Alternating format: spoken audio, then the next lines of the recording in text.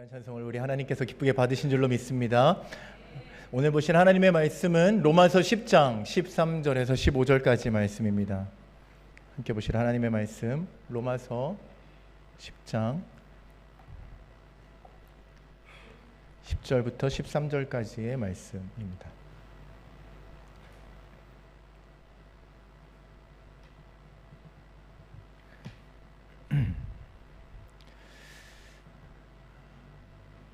제가 봉독할 때에 살아계신 하나님의 말씀으로 받으시기를 축복합니다.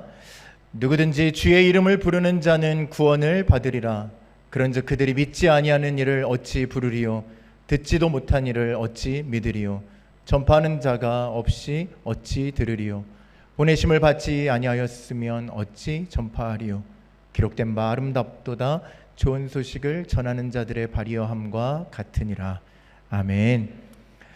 제가 1부 때 좀 큰 소리로 인사하자고 했더니 드디어 제가 일부 성도님들이 큰 소리로 인사하는 걸 들었습니다. 사실 2부 성도님들은 보통 때에도 인사하자고 하면 좀 큰 소리로 인사하시긴 합니다. 그런데 제가 일부 성도님들한테는 약간 실망을 했었거든요. 그런데 오늘 조금 크게 인사하자고 먼저 이야기를 했더니 또 큰 소리로 인사해 주셔서 저희가 이렇게 기쁨의 인사를 나누는 그 소리들이 크니까요. 너무 좋더라고요. 그래서 우리 2부 성도님들도 오늘 평소보다 조금 더 큰 소리로 우리 옆에 분들과 인사를 나누겠습니다. 하나님께서 성도님을 사랑하십니다.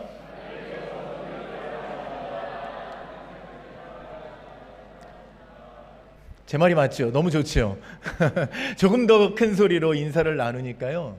너무 좋은 것 같습니다.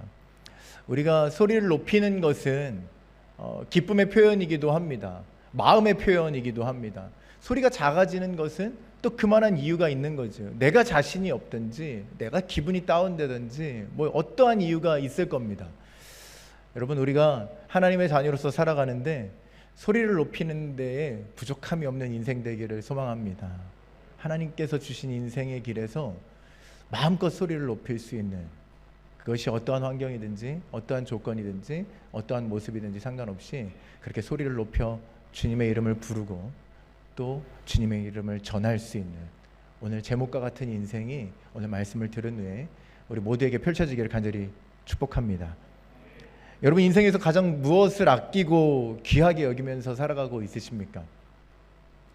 우리의 인생에서는요, 값비싼 것들을 귀하다고 말하는 사람들도 있습니다. 보통 세상의 사람들은요, 값이 나가야 귀하다고 말을 합니다. 우리는 안 그렇잖아요, 그죠?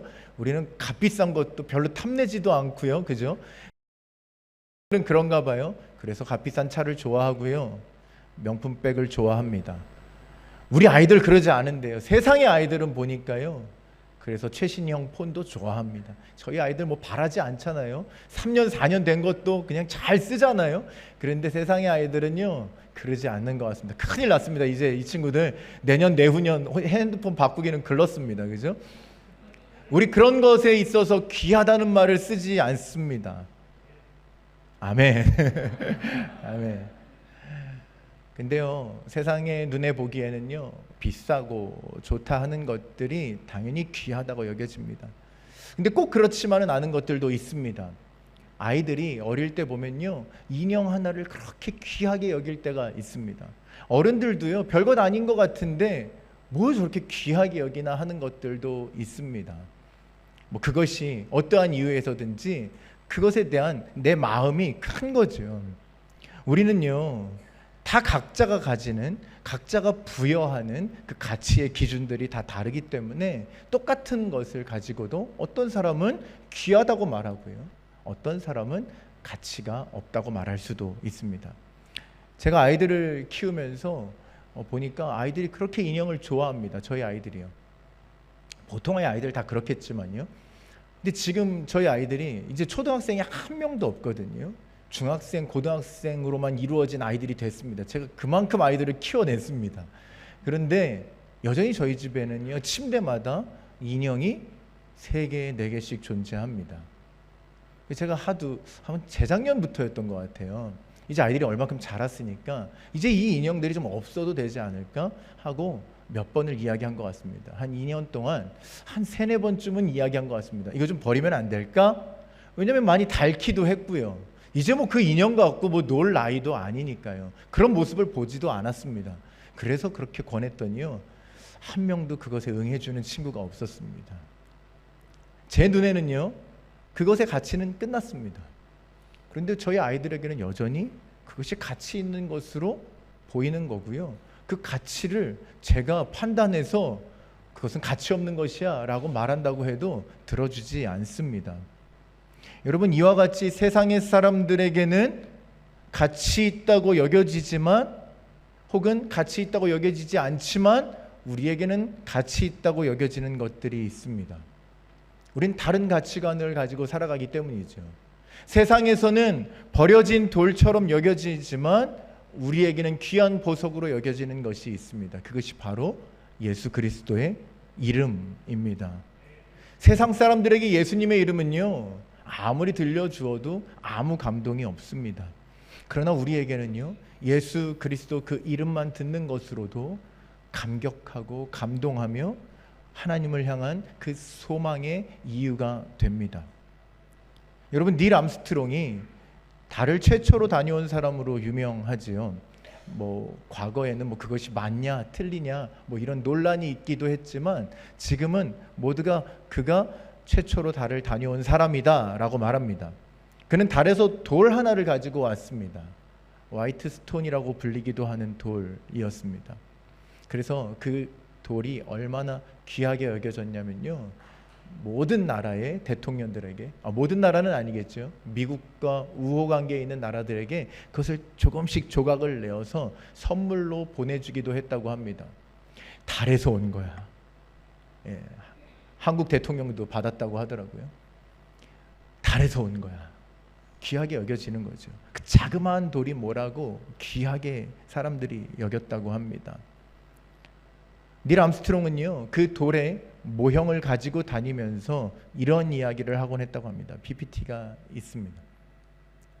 이 돌은 내 삶의 귀한 성과가 되었지만, 이 돌은 나의 죽음의 문제, 죄의 문제, 고독과 두려움을 해결해 주지 못했습니다.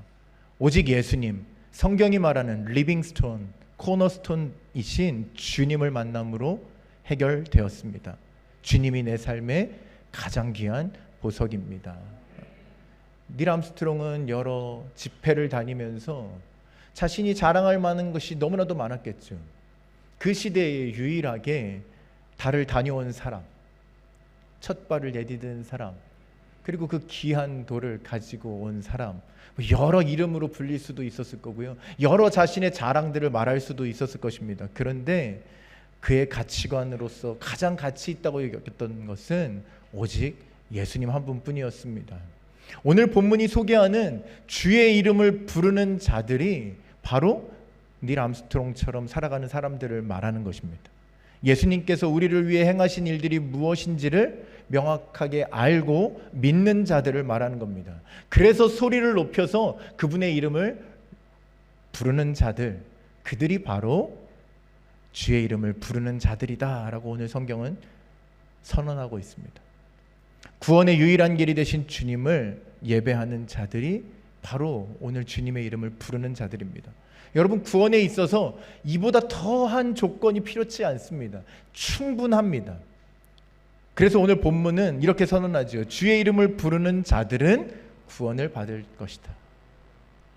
그런데 이제 예수님의 이름이 귀한 것을 아는 자들이라면, 구원받은 성도들이라면 귀하게 여겨야 할 것이 또 있다 하는 것을 성경의 인물들은 우리들에게 보여줍니다. 구약의 모세는요, 이스라엘 백성들이 하나님을 떠나 우상을 만든 때에 하나님 앞에 나아가서 아주 유명한 기도를 올려드립니다. 우리 다 아는 말씀이겠지만 출애굽기 32장 32절 말씀을 함께 읽어보겠습니다. 시작. 그러나 이제 그들의 죄를 사하시옵소서. 그렇지 아니하시오면 원하건대 주께서 기록하신 책에서 내 이름을 지워버려 주옵소서. 아멘. 바울도요, 이러한 마음을 가지고 있음을 로마서에서 밝히고 있습니다. 로마서 9장 3절 말씀을 함께 읽어보겠습니다. 시작. 나의 형제 곧 고륙의 친척을 위하여 내 자신이 저주를 받아 그리스도에게서 끊어질지라도 원하는 바로라. 아멘. 여러분, 세상의 사람들이나 우리나 가치로 여기는 것이 다를 때가 아니라 같을 때도 있습니다. 세상의 사람들도 귀하게 여기고 우리도 귀하게 여기는 것이 있습니다. 아니, 때로는 우리는 더 귀하게 여기는 것 같은 것이 한 가지 있습니다. 바로 나의 생명입니다. 누구에게 물어봐도 나의 생명이 귀하냐 귀하지 않냐라고 물었을 때 귀하지 않다라고 대답하는 사람은 없을 것입니다. 그런데 지금 모세나 바울은요, 이스라엘 백성들이 하나님께 버림받는다 하는 것이 괴로워서요, 오히려 자신들의 구원을 받지 못하는 것이 더 낫겠다고 말하는 것을 봅니다. 우리는 이 장면을 통해서 모세와 바울이 무엇을 가장 귀하게 여겼는가를 생각해 볼 수가 있는 것이죠. 그들이 가치 있게 여긴 것은요, 이스라엘 백성들이 하나님께로 돌아오는 것이었습니다. 무엇보다 더 가치 있게 여긴 겁니까? 내 생명보다 더 가치 있게 여겼습니다. 여러분, 이 마음을 품고 살아갔기 때문에 오늘 이와 같은 고백들을 그들이 남길 수가 있었던 거죠. 오늘 우리가 이 마음에 대해서 생각해 봐야 하는 이유는 이것이 그저 성경의 몇몇 인물들이 가졌던, 아니 특별한 몇몇의 사람들만이 가졌던 그 마음이었기 때문이 아닙니다.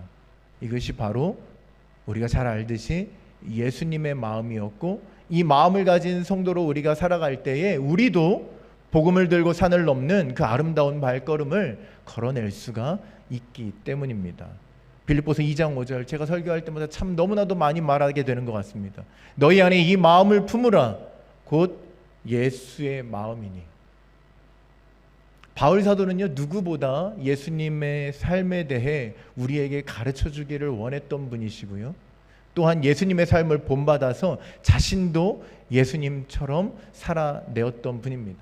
오늘 우리가 본문 말씀으로 가지고 있는 이 10장의 내용을 마무리하면서, 사실은 11장 1절에 있지만 10장을 마무리하는 내용이 내가 그리스도를 본받은 것 같이 너희도 나를 본받는 자 되라 라는 말씀이었습니다.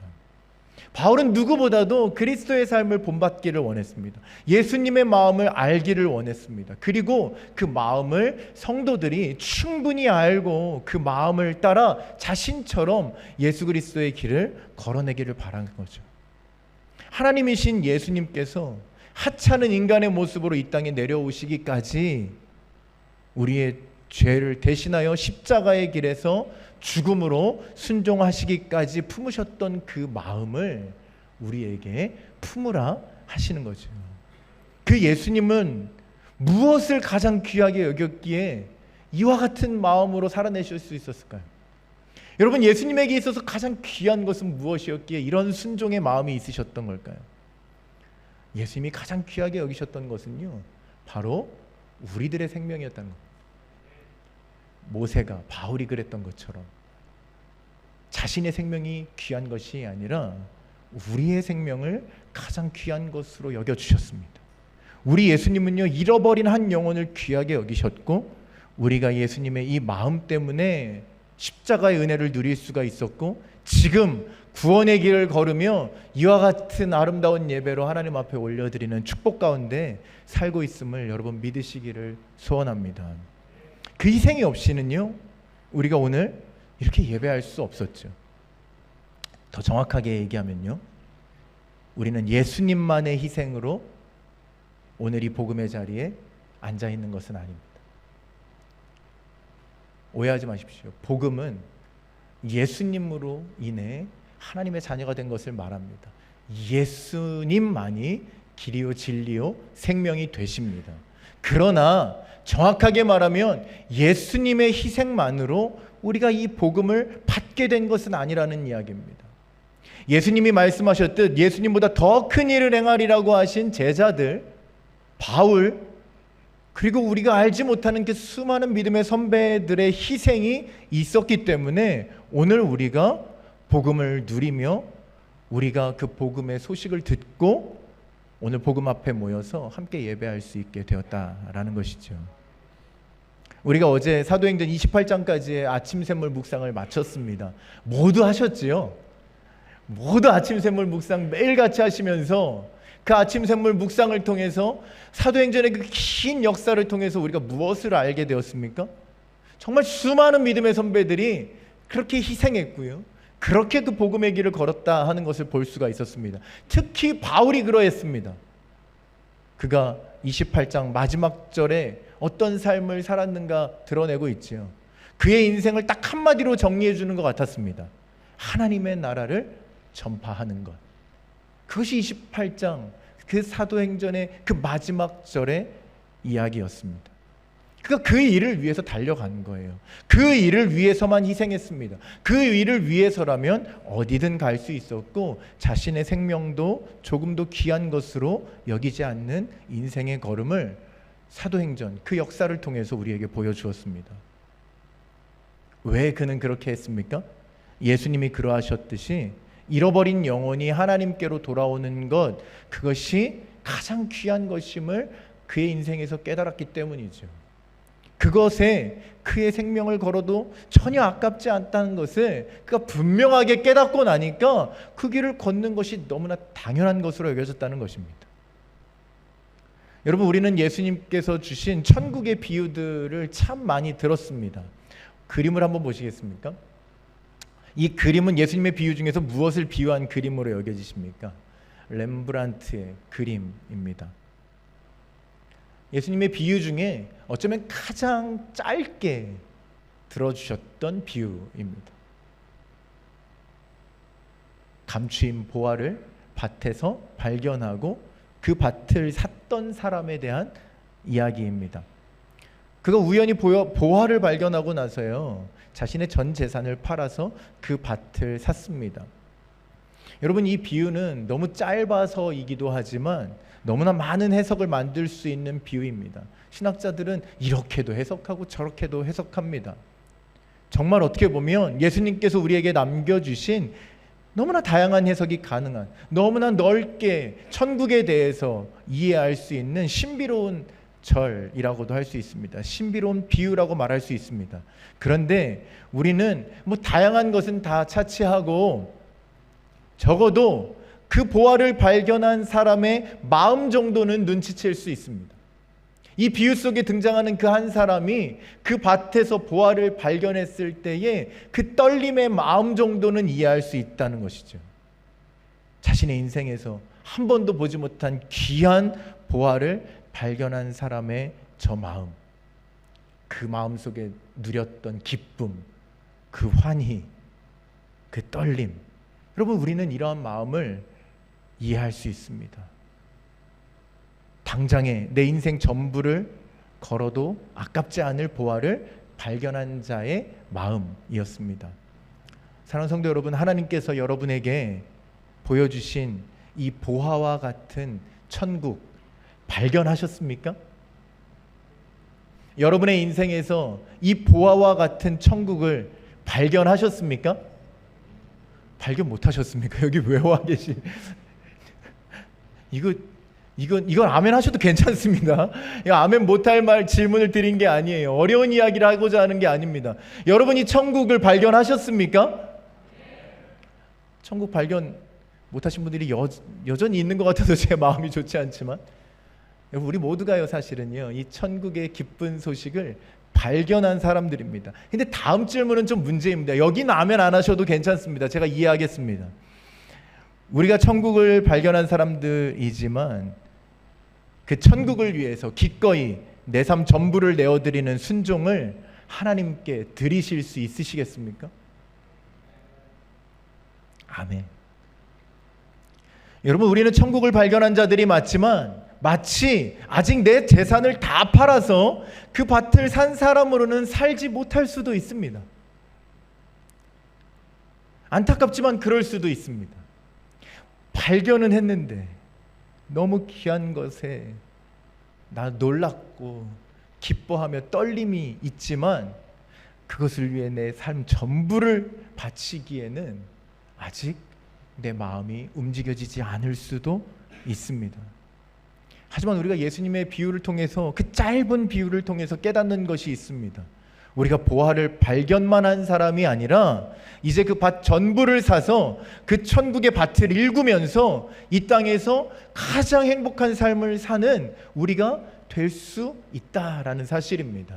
그 밭 전부를 사는 마음은요, 그 보화를 통해 내 삶 전부가 천국이 되기를 바라는 마음이라는 사실입니다.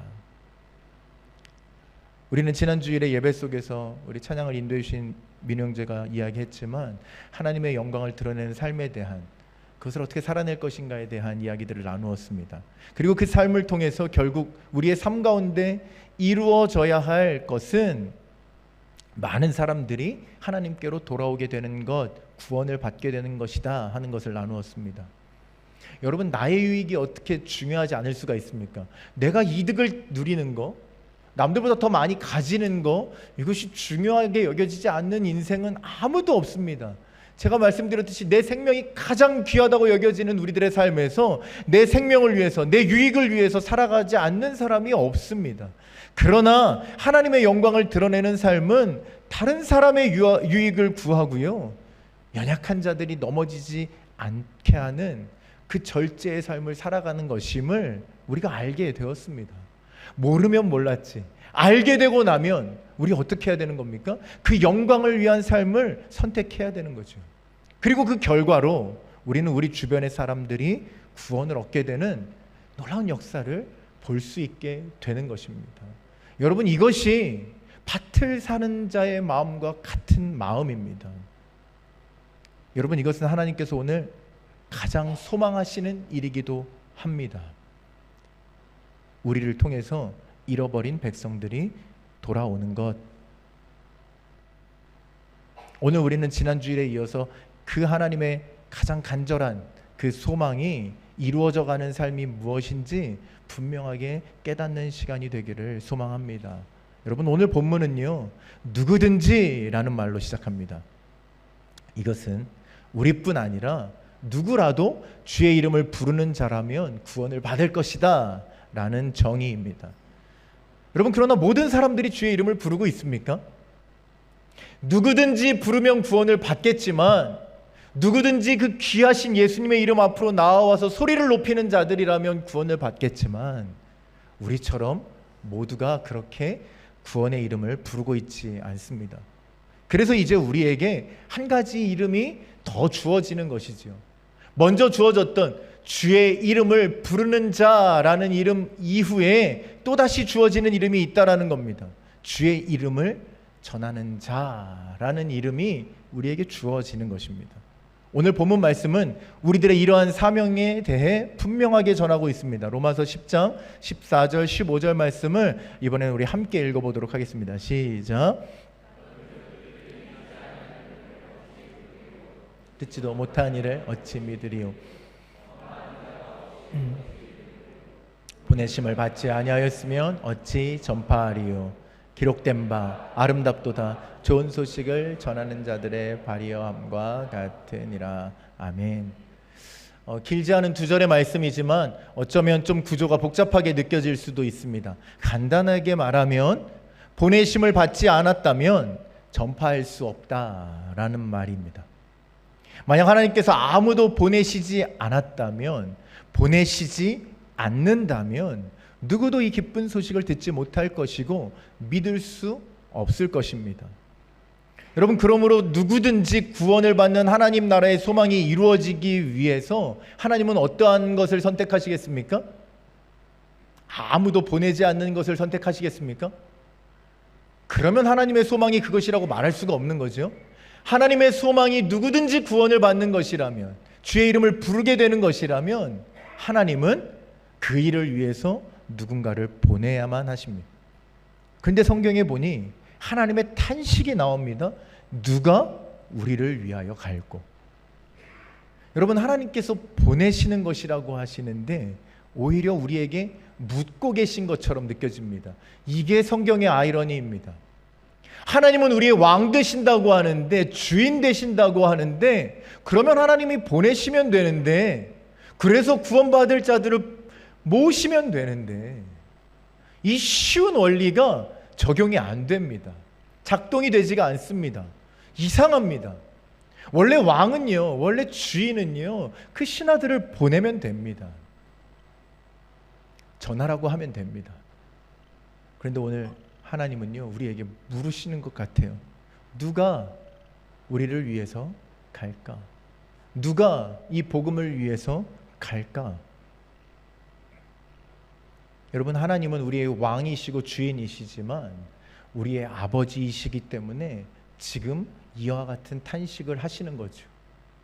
아들 된 우리들, 딸 된 우리들을 보내셔야 하는데, 그의 백성 된 우리들이, 하나님의 이름을 부르는 자들이 하나님의 이름을 전하는 자로 살아가기에는 여전히 준비되지 못하여 있기 때문에 그렇습니다. 주님은 보내시기를 원하시지만 준비된 하나님의 자녀들이 없기에, 응답하는 자녀들이 없기에 오늘 애타는 마음으로 누가 우리를 위해서 갈꼬라고 말씀하시는 것이죠. 이사야의 시대에, 그 시대에 오직 이사야만이 하나님의 탄식 앞에서 일어나서 응답했습니다. 주님, 내가 여기에 있습니다. 나를 보내소서. 단 한 명. 여러분, 이사야만이 그렇게 응답하고 있는 거죠. 하나님이 이사야만을 부르셨다, 우리가 이렇게 이야기할 수도 있겠지만, 하나님은 우리 모두를 보내시기 원하시는 마음 가지고 계시나, 그 시대에는요, 이스라엘 백성들은요, 하나님의 이름을 부르지 않았습니다. 하나님의 이름을 전하지 않았습니다. 여러분, 왜 왕 되신 하나님이 지금 탄식하셔야 할까요? 왜 우리의 주인 되신 하나님이 탄식하셔야만 할까요? 제가 자녀들을 키우다 보니까요, 이런 일들이 참 많이 일어납니다. 아빠 하고 부릅니다. 그러면 대부분은 무엇일까요? 제가 필요하다는 얘기입니다. 도움을 요청한다는 이야기입니다. 제가 요즘 들어서 가장 저를 많이 부르는 일이 무엇일까 살짝 생각해 보니까 바퀴벌레가 나타났을 때입니다. 그래도 저희 집에서 그것을 용감하게 잡을 수 있는 사람, 저밖에는 없다고 느껴진 것 같은 거죠. 참 다행스럽습니다. 아직은 쓸모가 있는 사람입니다. 아빠 하고 부릅니다. 필요할 때는 그 아빠의 이름을 2번, 3번이라도 부르겠죠. 예, 그런데 여러분, 만약에 아빠가 자녀를 부른다면 왜 부르는 걸까요? 제가 자녀를 부를 때는요, 뭔가 시킬 것이 있기 때문에 부릅니다. 물론 그냥 보고 싶어서 부를 때도 있습니다. 그런데 무언가 시킬 일이 있어서 부릅니다. 뭐 아내가 무엇을 주문해서 시켜서 이제 경비실에 찾으러 가야 하는 일이 있으면 제가 자녀들의 이름을 부르는 거죠. 얘들아, 누가 내려가서 뭐 햄버거 가지고 올래? 뭐 이렇게 말하는 거죠. 여러분, 그때 어떻게 반응이 올까요? 마치 집에 아무도 없는 것 같습니다. 정막이 흐르는 거죠. 저요! 하고 일어나는 친구가 있을까요?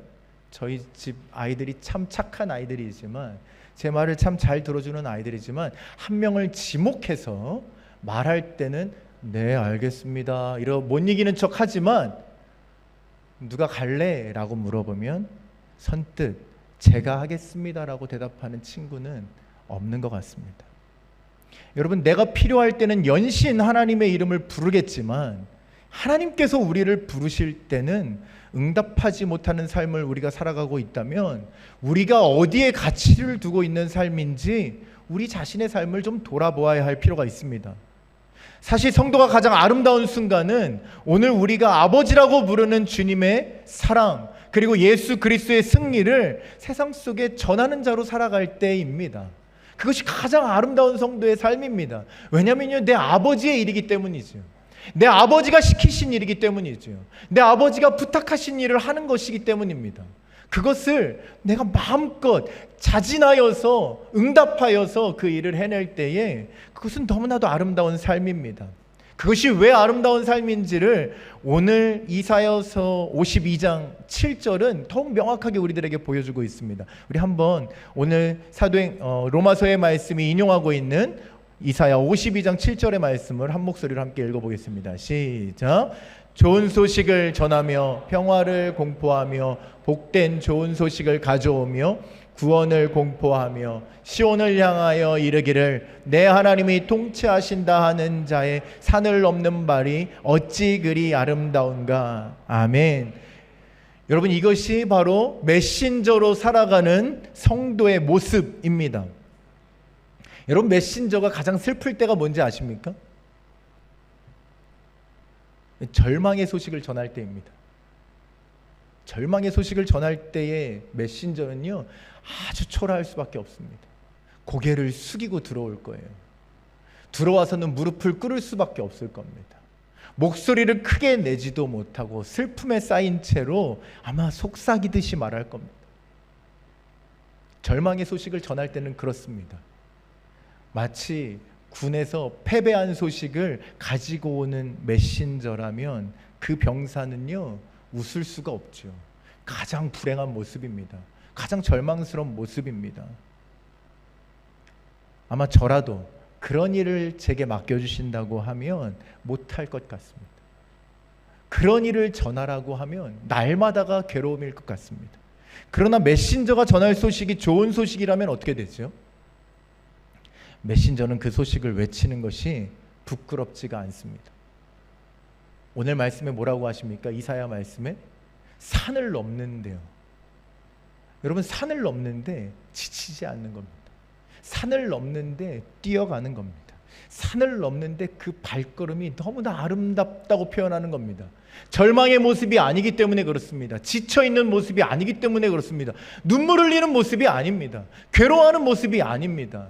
왜요? 내가 지금 전하는 소식이 너무 좋은 소식이니까요. 승리의 소식이니까 그것을 들고 가는데요, 뭐 도착해서 전해야지가 아닙니다. 가는 내내 전하고 외치는 겁니다. 그 발걸음 내내 기쁨이 충만한 것이죠. 우리 주님은 우리가 주님의 이름을 부르며 우리가 구원과 승리를 얻은 자녀임을 이미 우리에게 알게 하셨습니다. 이제 우리가 그 구원의 메신저로 살아가는 삶에 기쁨이 그치지 않는 것은 그 구원의 소식을, 그 기쁨의 이야기를 날마다의 걸음에서 나누는 자로 우리를 세우셨기 때문인 줄로 믿습니다. 그것이 어찌 지치고 슬픈 일이 될 수 있겠습니까? 여러분, 가수 션 씨가 이번 광복절에 81.5km를 뛰었다는 뉴스를 보셨습니까? 처음 들으십니까? 아까 1부에는요 81.5km 했더니 막 옆에 분들하고 수근수근 거리시더라고요. 뭐야, 81.5km라고? 막 이러면서. 벌써 5년째 뛰고 있는데 여러분 혹시 처음 들으셨다면 좀 그것도 슬픈 소식인 것 같아요. 더 많이 알려졌었으면 좋았을 텐데 어떤 분들은 그러더라고요. 5년 만에 이제야 뉴스를 타는구나 뭐 이러면서 뭐 이렇게 얘기하시는 분들도 있더라고요. 이번에 뭐 TV 조선인가 하는 곳에서 그 9시간의 여정을 계속 생방송으로 뭐 방송해 주었다라는 이야기도 들었습니다. 정확히 어떤 채널로 어떻게 방송되었는지는 모르겠지만 유튜브를 통해서 저는 뉴스 인터뷰 장면은 볼 수가 있었습니다. 완주를 하는데 중간에 쉬는 시간 포함해서 9시간 정도가 걸렸다고 합니다. 고스란히 뛴 시간만, 온전히 뛴 시간만 계산하면 7시간이 넘는 시간을 뛰어간 겁니다. 81.5km입니다. 여러분 상상이 되십니까?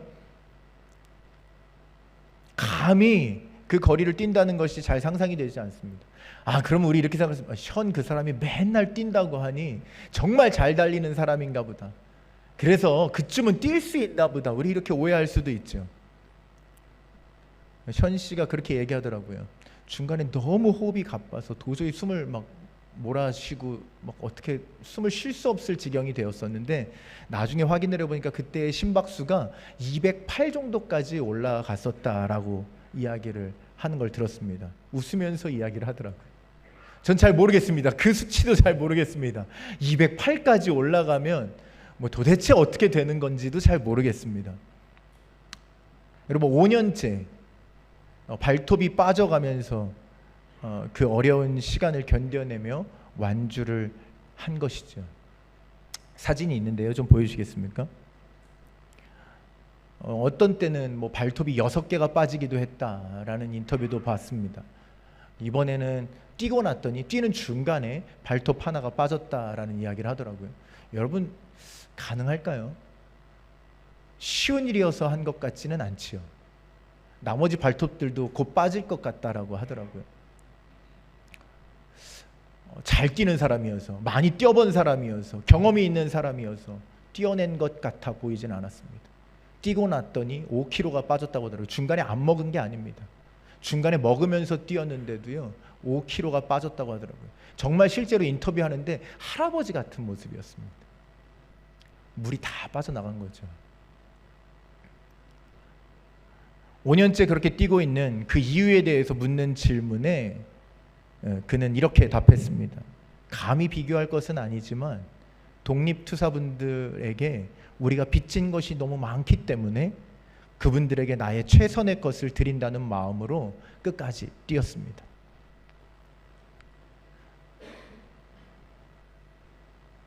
현 씨와 함께 뛰는 분들이 슬로건으로 내세운 것이 있었습니다. 감사합니다. 잊지 않겠습니다.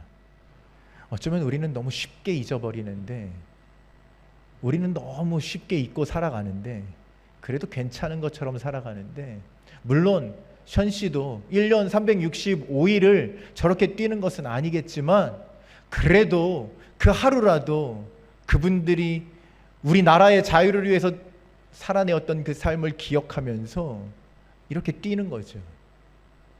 자신의 최선을 드린다는 마음으로 끝까지 뛰어내는 겁니다.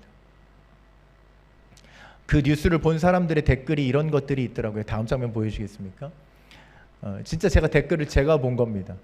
뉴스의 댓글이었습니다. 한 5분 정도 되는 인터뷰 영상과 함께하는 뉴스였는데요. 일반 사람들이 대답하는 거죠. 보고 말하는 거죠. 이거 진짜다. 진심을 넘어서지 못하면 못하는 거임. 션은 참다운 선이다. 선 뭐 이렇게 얘기하는 것 같아요. 역사는 반드시 알아야 한다. 이 자유는 결코 공짜가 아니다. 여러분, 션이라는 한 사람이 물론 뭐 이영표 씨도 뛰고 뭐 조원희 씨도 뛰고 여러 연예인들도 뛰고 했지만, 여러분, 저들이 그 하루 온전히 그들의 우리나라의 자유를 위해서 뛰어주신, 생명을 바치셨던 분들을 기억하면서 살아내는 저 삶이요, 세상 사람들한테 저렇게 비춰지는 겁니다. 그 역사를 기억하게 하는 것이 되고요, 그 역사를 돌아보는 것이 되고요, 그들을 통해서 참 선함이 나타나는 거죠. 션 씨는 빚진 자의 마음을 가지고 달렸다라고 표현했습니다. 그가 말했던 말을 인용해서 이야기하자면, 감히 비교할 것은 아니지만 우리가 예수님께서 보여주신 길을 기억한다면 오늘 나의 최선의 것을 드린다는 마음으로 살아가는 것, 그것을 결코 미루기만 할 수는 없는 것이겠죠. 션 씨는요, 8.15km가 아니라 왜 81.5km를 뜁니까? 라는 질문에 이렇게 대답하더라고요. 여러분, 그렇지 않습니까? 8.15km 뛰어도 의미가 있잖아요. 사실은 션 씨가 전날 81.5km를 뛰고 나서 공연을 하고 나중에는 거기 모여있는 사람들하고 실제로 8.15km를 다시 뜁니다. 다시 뛰어요. 사실 전날 90km 가까이를 뛴 겁니다. 그 모든 사람들이 그 마음을 가지고 뛰기를 원했던 거죠. 우리 8.15 이날을 기억하며 8.15km를 뜁시다.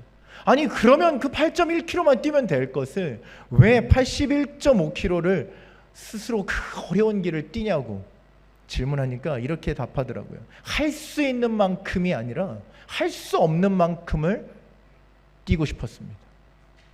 할 수 없을 것 같은 만큼 그 길을 뛰어내고 싶었습니다. 참 멋진 사람이죠. 여러분, 우리도 할 수 있는 만큼이 아니라 오늘 할 수 없는 만큼을 살아낼 수 있는 주님의 자녀들이 다 되기를 간절히 소망합니다. 사랑하는 성도 여러분, 우리는 주의 이름을 부르는 자들이 되었습니다. 너무나도 감사하게 주의 이름을 부르는 자들로 살아가고 있습니다.